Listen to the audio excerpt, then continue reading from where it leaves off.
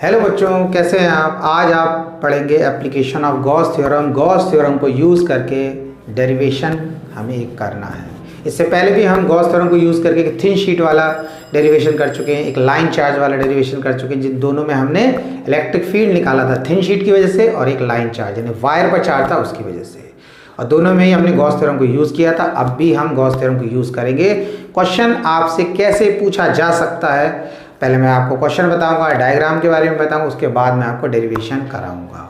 तो पहले आप डायग्राम देखें। यहाँ पर एक हमारा चार्ज स्फेरिकल शेल है, ये शेल बना रखा है जिसका रेडियस r है और उस पर चार्ज q है। जब भी आपसे बोला जाएगा स्फेरिकल शेल, इट मीन्स वो हॉलो स्फीयर है। आपको क्या करना है, इस चार्ज स्फेरिकल शेल की वजह से बाहर इलेक्ट्रिक फील्ड निकालनी है, यानी आउटसाइड द शेल निकालनी है। कितने भी डिस्टेंस पर हो सकता है, शेल के सरफेस पर निकालनी होगी और शेल के अंदर। इसका मतलब तीन केस हो गए, तीन डेरिवेशन हो गए चार्ज स्फेरिकल शेल के। जैसे अगर मान लो ये आपका शेल है तो इस पर चार्ज है, तो इसके बाहर यहाँ पर निकालें, यहाँ पर, यहाँ पर, यहाँ पर, कहीं भी से पूछ सकते हैं, सेंटर से कुछ भी डिस्टेंस पर। फिर आपको इस सरफेस पर निकालनी है, इस सरफेस पर निकालनी है, और फिर इसके अंदर निकालनी है, इस शेल के अंदर निकालनी है। बात समझ में आया? ओके। तो उसके बाद हमने डायग्राम बना रखा है, तो हमें ये चार्ज स्फेरिकल शेल है, इस पर चार्ज क्यों है। अब क्वेश्चन क्या है, कैसे पूछा जा सकता है उसको देखना है। Apply Gauss's theorem. Gauss's theorem को यूज करना है to show that for a spherical shell, spherical shell के लिए the electric field inside the shell vanishes. आपको ये प्रूव करना है कि इस चार्ज स्फेरिकल शेल के अंदर इलेक्ट्रिक फील्ड जीरो होती है। यहां पर इलेक्ट्रिक फील्ड जीरो होती है, ये आपको प्रूव करना है। क्वेश्चन के अकॉर्डिंग बता रहा हूं। वैनिशेस, वैनिशेस माने तो खत्म हो जाना, फिनिश हो जाना। Where as it the field is as if all the charge had been concentrated at the centre. इसका मीनिंग क्या है, इसका मीनिंग आपको मैं भी बताता हूं, लेकिन एक्सप्रेशन जब मैं आपको करवा दूंगा, डेरिवेशन करवा दूंगा, तो फॉर्मूले के अकॉर्डिंग जब मैं आपको समझाऊंगा तो आपको ज़्यादा अच्छे से समझ में आएगा। आपको जब भी आप इस चार्ज स्फेरिकल शेल की वजह से outside the shell electric field निकालेंगे तो वो एक्सप्रेशन ऐसा आएगा, उस एक्सप्रेशन को देख के ऐसा लगेगा कि चार्ज जो है इस शेल पर ना होकर इसके सेंटर में लाई कर रहा है। तो मैंने जैसा भी आपको बताया कि मैं भी अभी आपको डेरिवेशन कराता हूं, फिर उसका एक्सप्रेशन आएगा, फिर उस एक्सप्रेशन उस फॉर्मूले के अकॉर्डिंग जब मैं आपको एक्सप्लेन करूंगा तो आपको ये बात और अच्छे से समझ में आ जाएगी कि आपसे क्या पूछा जा रहा है, क्या प्रूव करना था आपको या क्या ड्राइव करना था। इतना समझ में आया? तो अभी ये जो हमने इस शेल के चारों तरफ एक स्फीयर ड्रॉ कर दी, जैसे हमारा ये चार्ज स्फेरिकल शेल है, इसके ऊपर चार्ज है, इसका रेडियस कैपिटल आर है, तो इसके चारों तरफ हमने एक स्फीयर कंसीडर कर लिया, कंसीडर कर लिया है नहीं, कंसीडर कर लिया। तो ये हमने यहाँ पर मैंने एक स्फीयर बना रखा है पहले से, तो इस स्फीयर को देखो, इसका रेडियस स्मॉल आर है, इसका रेडियस स्मॉल आर है। तो इमेजिनरी स्फीयर है, तो इस इमेजिनरी स्फीयर को हम बोलते हैं गॉसियन सरफेस, यानी कि इमेजिनरी सरफेस है। गॉसियन सरफेस किसी भी शेप का हो सकता है, सिलेंड्रिकल शेप का हो सकता है, यहाँ पर स्फेरिकल शेप का है, किसी दूसरे नॉन यूनिफॉर्म शेप भी हो सकता है, क्यूब, क्यूबॉइड भी हो सकता है। तो यहाँ पर कोई स्फीयर, ये दूसरा स्फीयर या शेल नहीं है, यहाँ पर हमने इमेजिन करा है कि एक स्फीयर है, इमेजिन, एक्चुअल में नहीं है। इतना समझ में आ गया? अब ये डेरिवेशन कैसे करेंगे, हमने जो गॉसियन सरफेस ड्रॉ कर ली। अब क्वेश्चन में रब कर लें,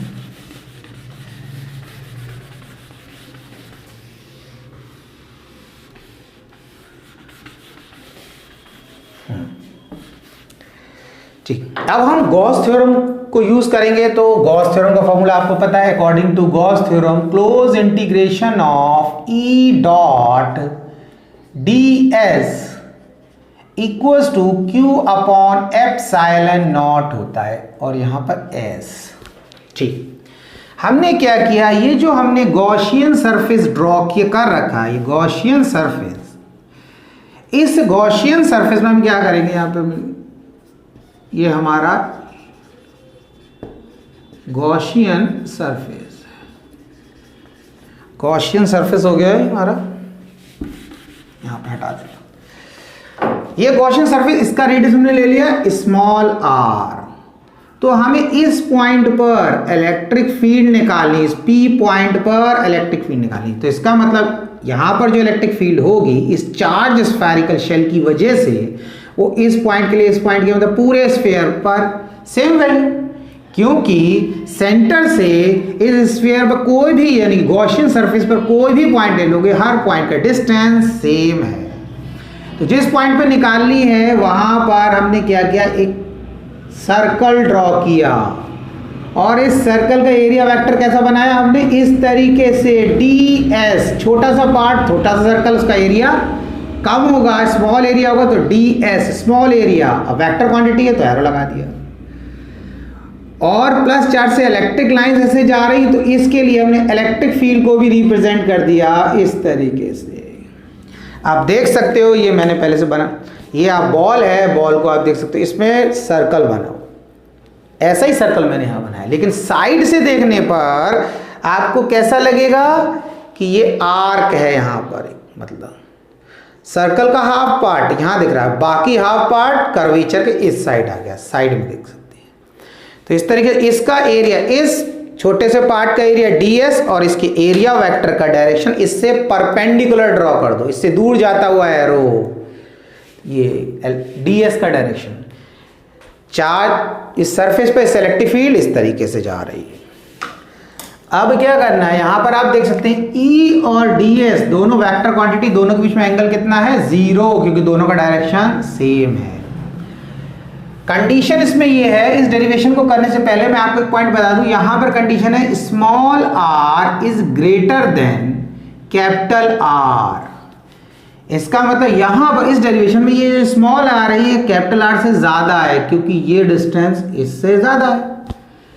बड़े वाले गॉसियन सरफेस का रेडियस r है और जो इस पर चार्ज है उसका कैपिटल R है। यानी कि आपको ये बताना चाह रहे हैं कि स्मॉल r की वैल्यू कैपिटल R से ज्यादा, यानी कि आपको इलेक्ट्रिक फील्ड कहाँ निकालनी, आउटसाइड द शेल निकालनी है, आउटसाइड द शेल। क्वेश्चन में दे रखा होता है small r is greater than capital R, तो आपको समझना है कि आपको शेल के बाहर इलेक्ट्रिक फील्ड निकालनी है। अब आपने क्या किया, यहाँ पर क्लोज इंटीग्रेशन ऑफ E के प्लेस पर E का मैग्नीट्यूड बिना वेक्टर के साइन के, ds के प्लेस पर ds का मैग्नीट्यूड बिना वेक्टर के साइन के, और इन दोनों के बीच में एंगल कितना है, cos 0, cos थीटा होता है, cos theta is the angle between E and ds, इनके बीच में एंगल 0 है, मैंने दिखा रखा है। E का direction left to right, ds का डायरेक्शन लेफ्ट टू राइट। अब यहां पर हम लिमिट लगाएंगे, लिमिट कैसे लगाएंगे, ये जो हमने गॉसियन सरफेस लिया है जिस पर ये ds ड्रॉ करते हैं उसी सरफेस के अकॉर्डिंग हम लिमिट लगाते हैं, ये ध्यान रखना है। जिस पर हम ये ds हमने एरिया लिया है उसी सरफेस के अकॉर्डिंग हम लिमिट लगाएंगे। तो ये जो गॉसियन सरफेस है इसकी लिमिट लगाएंगे 0 से 0 टू मैक्सिमम सरफेस एरिया कितना हो जाएगा इसका 4, या टोटल सरफेस एरिया की बात करें 4 पाई r, स्मॉल r लिखेंगे क्योंकि इस बड़े वाले स्फीयर का रेडियस जो गॉसियन सरफेस ड्रॉ करा है उसका रेडियस स्मॉल r है। 0 से 4 पाई r स्क्वायर, 0 से 4 पाई r स्क्वायर बोलने का मतलब होता है, या लिमिट लगाने का मतलब है टोटल सरफेस एरिया ले लिया, 0 से स्टार्ट कर रहे हैं हम। इतना क्लियर हो गया। उसके बाद हम क्या करेंगे, equals to Q upon epsilon naught as it is लिख देंगे। अब उसके बाद क्या करना है, sign of integration E ds cos 0 1 हो जाएगा, cos 0 की वैल्यू 1 होती है, लिमिट ये लोअर लिमिट हो गई, ये हमारी अपर लिमिट हो गई, और ये हो गया Q upon epsilon naught. E constant है तो E को बाहर ले लेंगे इंटीग्रेशन के साइन से, और अंदर लिखेंगे ds जो कांस्टेंट होता है उसका इंटीग्रेशन नहीं होता, E को इंटीग्रेशन के साइन से पहले लिख दिया, 0 से 4 pi r square equals to Q upon epsilon naught. E ds का इंटीग्रेशन क्या होता है, s स्क्वायर ब्रैकेट लगाया, नीचे लिमिट लगा दी 0 और ऊपर लगा दी 4 pi r square, lower limit नीचे ऊपर अपर लिमिट, ये बराबर हो गया Q अपॉन एप्सिलॉन नॉट के। ई ब्रैकेट इसके प्लेस पर अपर लिमिट लगाएंगे 4 पाई आर स्क्वायर माइनस फॉर्मूले का लगाया, इसके प्लेस पर लोअर लिमिट लगा दिया Q अपॉन एप्सिलॉन नॉट और उसके बाद E into 4 pi r square आ गया और ये हो गया हमारा Q अपॉन एप्सिलॉन नॉट। उसके बाद क्या करेंगे हम यहां पर लिखेंगे E इक्वल्स टू इस 4 पाई आर स्क्वायर जो लेफ्ट हैंड साइड में इक्वल्स टू के मल्टीप्लाई में राइट हैंड साइड में डिनोमिनेटर में चला जाएगा, क्या हो जाएगा 1 अपॉन 4 पाई आर स्क्वायर और Q upon epsilon naught as it is कर देंगे। E equals to 1 upon 4 pi r square को एप्सिलॉन के प्लेस पर, एप्सिलॉन नॉट को इसके प्लेस पर, बस पोजीशन चेंज करना है, कुछ नहीं रहेगा तो ही आर स्क्वायर और ये एक्सप्रेशन आ गया हमारा electric field due to a charge spherical shell outside the shell. Shell के बाहर बात कर रहे हैं हम, कहां बात कर रहे हैं, शेल के बाहर बात कर रहे हैं। ये एक्सप्रेशन आ गया इलेक्ट्रिक फील्ड का। इसमें आप क्वेश्चन के अकॉर्डिंग समझे, उसमें लिखा था कि आपको ये प्रूव करना है कि जब आप इस चार्ज स्फेरिकल शेल की वजह से शेल के आउटसाइड बाहर इलेक्ट्रिक फील्ड निकालेंगे तो एक्सप्रेशन ऐसा आ जाएगा कि उसको देख के आपको ऐसा लगेगा कि ये चार्ज इस सरफेस पर ना होकर इसके सेंटर में लाई कर रहा है, यानी कि सरफेस पर ना होकर चार्ज उस सेंटर पर कंसंट्रेट कर रहा है, लाई कर रहा है। अब कैसे उसको समझना है। अच्छा अब देखें, एक मैंने चार्ज लिया Q, इससे मैंने R डिस्टेंस पर इलेक्ट्रिक फील्ड निकालनी है। इस पॉइंट पर ले लें, इस पॉइंट पर ले लें, ये भी R है। इस तरीके से ऐसे बहुत सारे पॉइंट बना सकते हैं, यानी कि हम ऐसे बोल सकते हैं कैसे स्फीयर अगर मैं बना दूं, ठीक है बन गया। इस स्फीयर पर किसी भी पॉइंट पर, तो हम इस पॉइंट की बात कर ले रहे हैं कि अभी इस चार्ज की वजह से इस पॉइंट पर निकालना है, तो हम एक्सप्रेशन सीधा क्या लिखेंगे, हम लिखेंगे E equals to 1 upon 4 pi epsilon naught Q upon r square.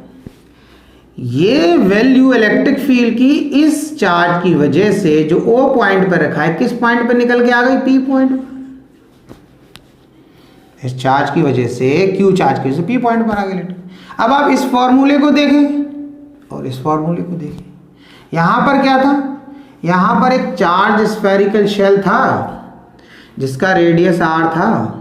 इसकी वजह से हमने इसके बाहर यानी कि स्मॉल r डिस्टेंस पर, इस पॉइंट पर इलेक्ट्रिक फील्ड निकाली। इस पॉइंट यानी कि सेंटर से कितने डिस्टेंस पर इलेक्ट्रिक फील्ड निकाली हमने, r डिस्टेंस पर।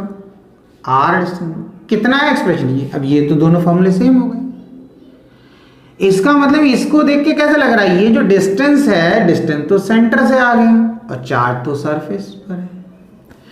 इस फॉर्मूले में हम जो ये डिस्टेंस ले रहे हैं, ये चार्ज से पॉइंट ऑफ ऑब्जर्वेशन तक का डिस्टेंस है।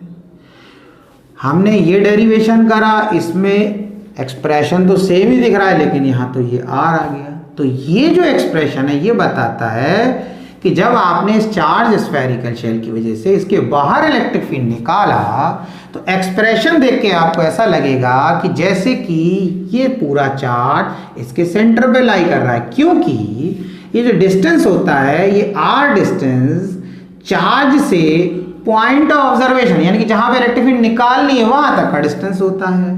अब आपने डेरिवेशन किया ये, इसमें तो चार्ज सरफेस पर है लेकिन डिस्टेंस तो आ गया R।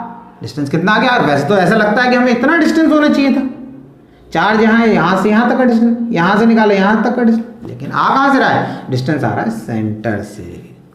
इतना क्लियर हो गया। अभी इससे पहले आपने पढ़ा चार्ज स्फेरिकल शेल की वजह से उसके बाहर outside the shell electric field का एक्सप्रेशन कैसे निकालते हैं। अब आपको देखना है इस चार्ज स्फेरिकल शेल जिसका रेडियस R है, इसके सरफेस पर हम इलेक्ट्रिक फील्ड कैसे निकालेंगे। ये हमारा क्या है, चार्ज स्फेरिकल शेल। शेल जब भी बोलेंगे इसका मतलब हॉलो स्फीयर। इस पर Q चार्ज है अब आपको क्या करना है, यहाँ पर कंडीशन क्या है, पहली कंडीशन मैंने बताया था कि आपका पॉइंट ऑफ ऑब्जर्वेशन जहाँ इलेक्ट्रिक फील्ड निकालनी थी वो बाहर था। तो जब बाहर था, इस पॉइंट पर बनाया था, तो यहाँ से लेकर उस पॉइंट, इस P पॉइंट का डिस्टेंस हमने R लिखा था। तो R सेंटर O से R डिस्टेंस पर इलेक्ट्रिक फील्ड निकाला था इससे पहले। अब आपको क्या करना है, आपका पॉइंट ऑफ ऑब्जर्वेशन शिफ्ट होके कहाँ पास आता जा रहा है, सरफेस पर आ गया। यानी कि आपका ये पॉइंट ऑफ ऑब्जर्वेशन, यहाँ प्लस हटा दें, यहाँ पर आ गया। आप ऐसा मान लो यहाँ पर आ गया। इतना क्लियर हो गया। तो जब आपका पॉइंट ऑफ ऑब्जर्वेशन शिफ्ट होकर सरफेस पर आ जाएगा तो ये R कम होते होते होते कितना हो जाएगा, इतना। यानी कि अब आपका R हो जाएगा यहाँ पर इसके बराबर। तो हम बोल सकते हैं, अब हमारी कंडीशन है, हमारी कंडीशन ये है, स्मॉल r जो है हमारा कैपिटल R के बराबर हो गया। ये दूसरा पॉइंट है, स्मॉल r कैपिटल R। यानी कि पहले क्या था, small r is greater than capital R। तो हम कहाँ निकाल लेते electric field, charge spherical shell के बाहर। अब इस बार स्मॉल r कैपिटल R के बराबर हो गया, यानी कि हम कहाँ आ गए, सरफेस पर आ गए। अब एक चीज है, आप इसमें कंफ्यूज मत होना कि भाई ये रेडियस हमने इसका कैपिटल R भी ले रखा है, यहाँ स्मॉल r भी ले रखा है, ऐसे कैसे हो जाएगा कि एक ही रेडियस को हम स्मॉल r से भी रिप्रेजेंट कर दे रहे कैपिटल। नहीं, देखिए ये इस शेल का रेडियस तो हमारा कैपिटल R फिक्स है। ये स्मॉल r ये बता रहा है कि हमारा पॉइंट ऑफ ऑब्जर्वेशन कहाँ है, कहाँ इलेक्ट्रिक फील्ड निकालनी। जैसे मैंने पहले केस में बताया, आपको आउटसाइड द शेल निकालनी थी, तो इतना डिस्टेंस को हमने रिप्रेजेंट करा R से, स्मॉल r से, और बोल दिया small r is greater than capital R। इसका मतलब जो पॉइंट ऑफ ऑब्जर्वेशन का डिस्टेंस है वो इस कैपिटल R से ज्यादा है, यानी कि आप शेल के बाहर बात कर रहे हैं। दूसरे केस में आपने क्या किया, या आपको क्या दे रखा है कि आपका स्मॉल r कैपिटल R के बराबर है। इसका मतलब आपका पॉइंट ऑफ ऑब्जर्वेशन शिफ्ट होकर यहां पर आ गया। ये मीनिंग, आप ये नहीं सोचेंगे कि इसी स्फीयर का रेडियस कैपिटल R, इसी स्फीयर का रेडियस जो है स्मॉल r हो गया। क्योंकि अगला केस आएगा तो क्या होगा उसमें बच्चों, कि ये हमारा पॉइंट ऑब्जर्वेशन यहाँ से हटकर मान लो यहाँ आ गया। जब यहाँ पर आ जाएगा और अंदर आ जाएगा तो हम इसको भी, इतने डिस्टेंस को क्या बोलेंगे, हम इसको भी बोलेंगे भाई ये स्मॉल r है। अब ये हो गया तो हम उस कंडीशन में क्या बोलेंगे, हम बोलेंगे तीसरा जब डेरिवेशन करेंगे, यानी कि शेल के अंदर इलेक्ट्रिक फील्ड निकालेंगे, तो हम बोलेंगे small r is less than capital R। इस बार स्मॉल r कैपिटल R से कम हो गया। समझ आया? ओके। अब देखो क्या करना है हमें इस बार कहाँ निकालना है, सरफेस पर। यानी कि कंडीशन क्या है हमारी, small r equals to capital R। तो हमने इसी पर एक गॉसियन सरफेस ड्रॉ किया। अब क्योंकि इस पे जब गॉसियन सरफेस ड्रॉ करेंगे इस शेल पर, तो इसी लाइन पर हमें एक डबल लाइन बनानी पड़ेगी। इस स्फीयर पर एक ही हमें एक दूसरा स्फीयर कंसीडर करना है। ये शेल हमने लिया है, आप ऐसे समझ सकते हैं जैसे आपने अंडा देखा होगा, तो अंडे का आपने, वैसे तो परफेक्ट स्फीयर नहीं होता है, मगर सपोज कर लो हम मान लें अंडे को कि वो एक परफेक्ट स्फीयर है, तो उसका रेडियस की अगर हम बात करें विद छिक्कल, यानी छिक्कल के साथ एक बार उसका छिक्कल हटा दे तब फिर बात करें, तो हम अप्रॉक्स क्या मान लेंगे कि वो लगभग बराबर ही है। ठीक है, इतना समझ में आया। तो जो हमारा गॉसियन सरफेस होगा वो इसके ऊपर एक पतली सी लेयर, यानी कि जैसे अभी ये कोई हमारे पास बॉल है, मैं उसको एक ट्रांसपेरेंट थिन पॉलीथीन से रैप कर दूं, बिल्कुल उसको ऐसे लपेट दूं, तो वो जो लपेटूंगा उस बॉल के ऊपर मैं पॉलीथीन, तो फिर वो भी एक स्फेरिकल शेप गेन कर लेगी, तो उसका रेडियस या उस बॉल का रेडियस अप्रॉक्स बराबर। तो हमारा गॉसियन सरफेस इसके जस्ट ऊपर, तो हमने यहाँ पर क्या किया, ds लिया, बिल्कुल वैसे ही जैसे इससे पहले मैंने बताया था कि ये हम ऐसे सर्कल ले लेते हैं, ये स्फीयर पर एक सर्कल बना दिया, इसका एरिया ds होगा। साइड से देखने पर आपको एक आर्क दिखेगा जिस तरीके से ये दिख रहा है, और इसका एरिया वेक्टर का डायरेक्शन इस तरीके से होगा। इसके नॉर्मल, इससे दूर जाता हुआ इसे परपेंडिकुलर एरो बनाना है। तो यहाँ पर हमने क्या, इस छोटे से पार्ट का एरिया इस तरीके से दिखा दिया, यानी कि एरिया वेक्टर का डायरेक्शन। तो हट गया हमारा पॉइंट ऑफ ऑब्जर्वेशन, ये कहाँ आ गया, इस सरफेस पर। P पॉइंट हमारा इस बार सरफेस पर है।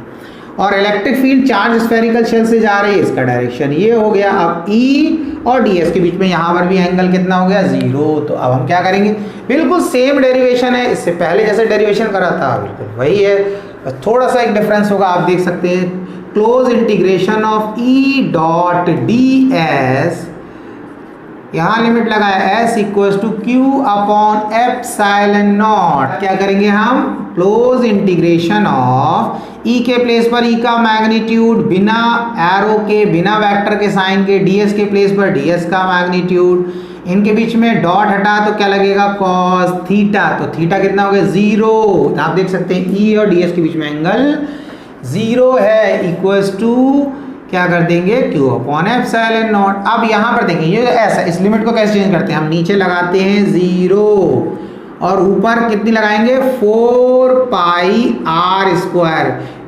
इससे पहले हमने जो डेरिवेशन किया था तो हमारा पॉइंट ऑब्जर्वेशन बाहर था, तो उस जो हमने गॉसियन सरफेस ड्रॉ किया था उसका रेडियस स्मॉल r था, तो यहाँ पे क्या आया था स्मॉल r, बट यहाँ पर इस बार क्या आ गया यहाँ पर कैपिटल R। आप ध्यान रखना जिस सरफेस पर आप ये ds ड्रॉ करोगे उसी सरफेस का सरफेस एरिया लेना है। तो इस बार हमने इस स्फीयर, इस शेल पर हमने ds ड्रॉ किया है, ये ds एरिया लिया है, तो इसलिए इस बार इसी सरफेस का टोटल सरफेस एरिया 0 से लेकर 4 पाई r स्क्वायर का मीनिंग होता है टोटल सरफेस एरिया।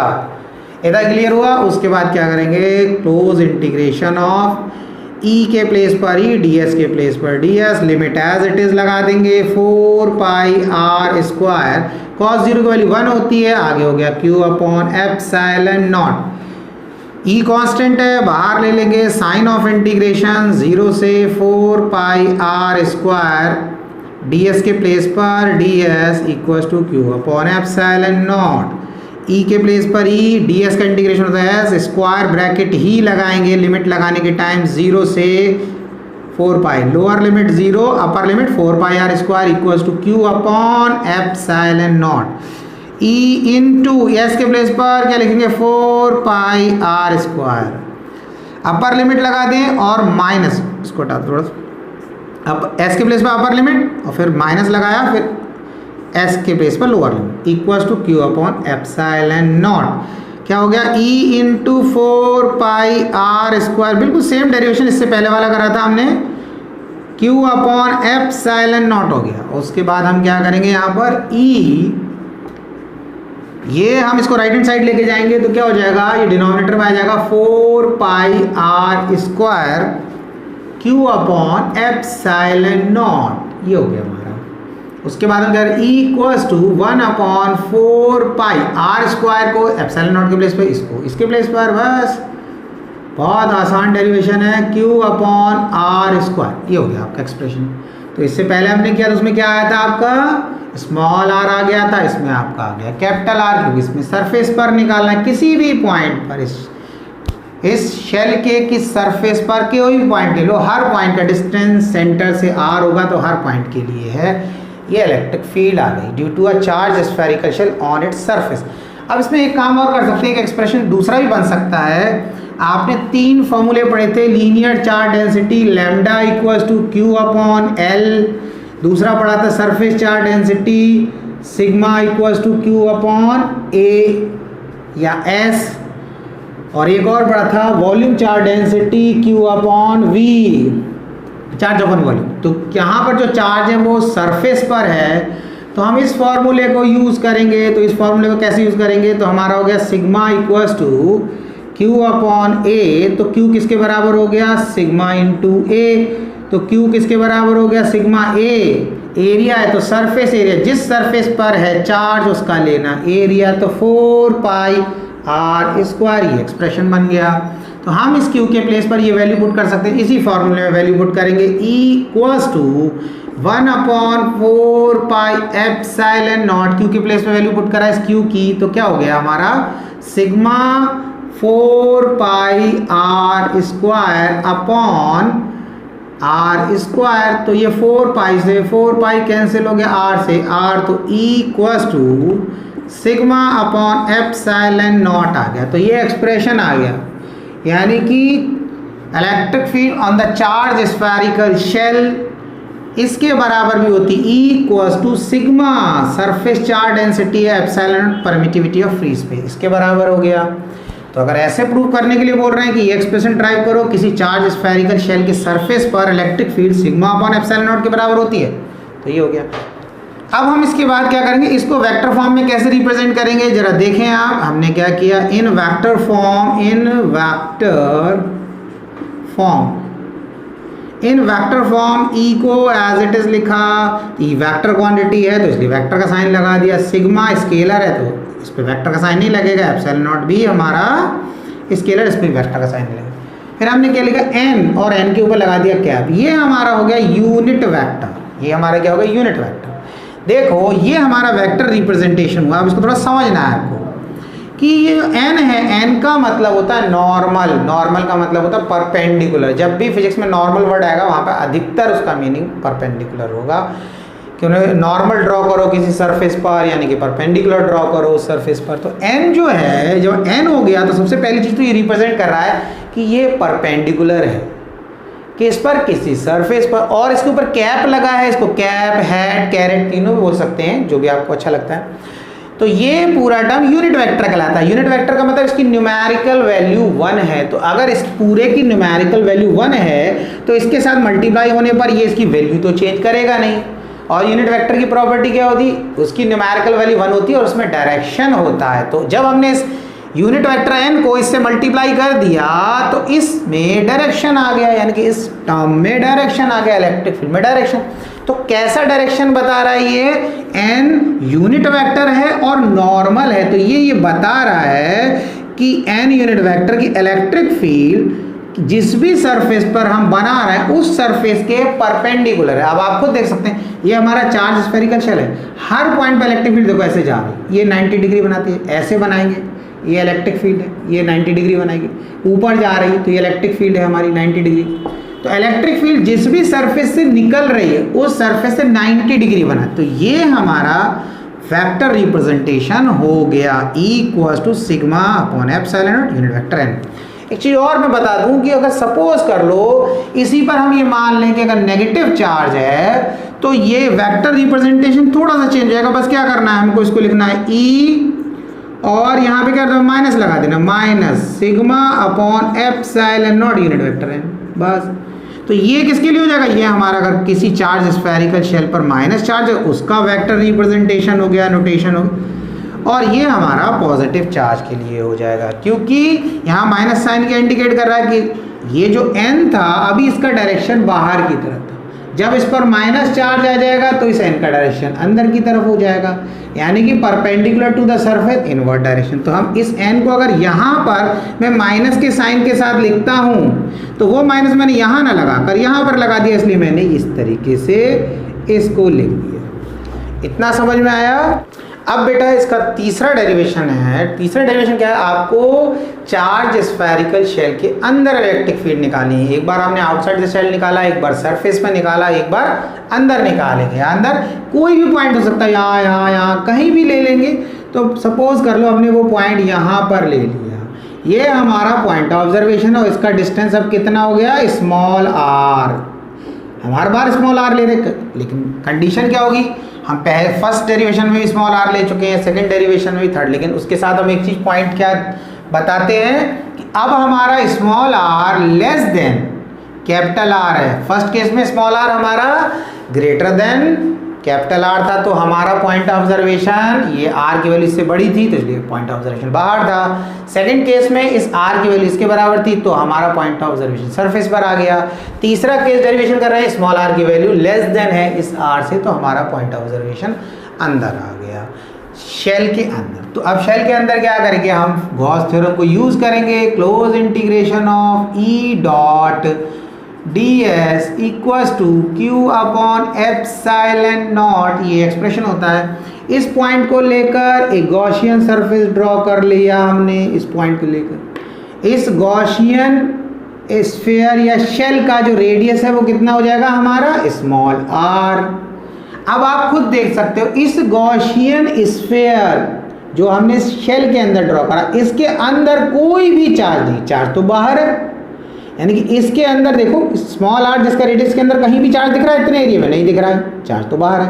तो इसका मतलब Q की वैल्यू 0 हो गई, तो हम बोलते no charge lies inside the Gaussian surface. इसका मतलब गॉसियन सरफेस के अंदर कोई भी चार्ज नहीं है।